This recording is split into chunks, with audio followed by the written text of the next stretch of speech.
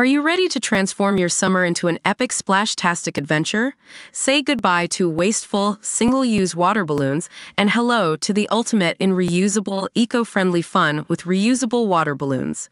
Check out the link in the video description to get yours on Amazon today. Often in the United States, it can be difficult to trace European roots due to immigration record issues or simply just time.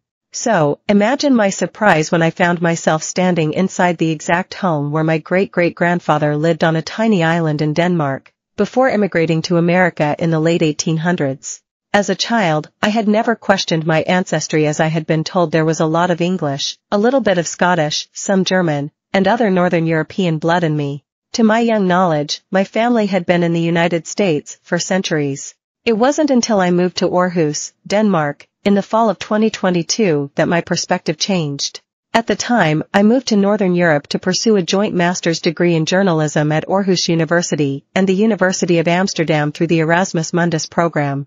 As I packed up my life for the next 2 years, my father stopped me to ask if I knew I had Danish ancestors. He explained that his great-grandfather, George Hansen, once lived on the Danish island of Aro before he moved to the U.S., where he married a Danish woman named Dorothea, who he met in Chicago. Together, they had 6 children, including my great-grandmother Vera, whom I came to know and love up until she died in 2015 at 98 years old. While fascinated by my Danish roots, I wasn't sure if I could find exactly where this part of my family came from. But that soon changed, all thanks to Facebook. My father discovered a Facebook group dedicated entirely to the genealogy of immigrants from Aro and wrote a post looking for any more information we could find on George. Just hours after making the original post, a man named I.B. Christensen informed us that not only was he able to find my great-great-grandfather and the details surrounding his immigration, but Christensen was able to trace the exact address where he grew up.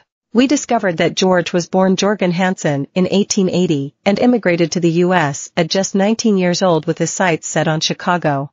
Before he left, George had lived on a farm in Bregning Parish overlooking the Baltic Sea. With his address in hand, I knew I had to go.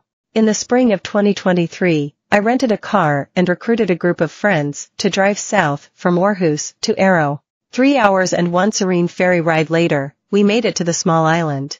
The island itself could have been plucked out of a fairy tale with its pebble beaches, abundant fields with horses galloping through tall grass, and small colorful bathing houses lining the cold, peaceful harbor.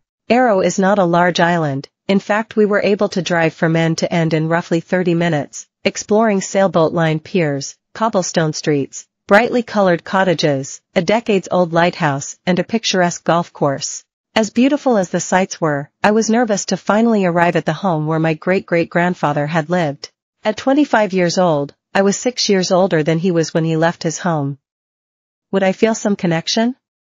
Would I feel nothing at all? The home wasn't difficult to find, as it sits right along the road and is painted a bright yellow, standing out against the green fields on either side. A German family lives there now and graciously let us walk through the home and original barn on the property.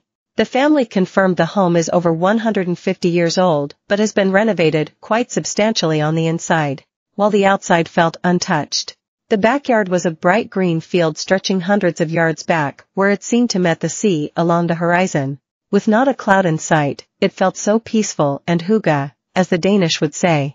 For centuries, the Danish have used the word hygge. The difficult-to-pronounce word, hyguh, has been used since around 1800. While it can be used to describe a number of things, it typically is used to discuss the art and atmosphere of getting cozy with friends and family. Often hygge is shared over a meal, drinks, or by a warm fire, taking time to focus on the quieter parts of life. No matter if you are alone or with people, there is no schedule for hygge, as it is meant to encapsulate the feeling of content and the joys of life. Source, Denmark.dk. I found myself wondering how much this landscape has changed since George had last set eyes on it, if he too would sit and look at the water listening to chickens clucking.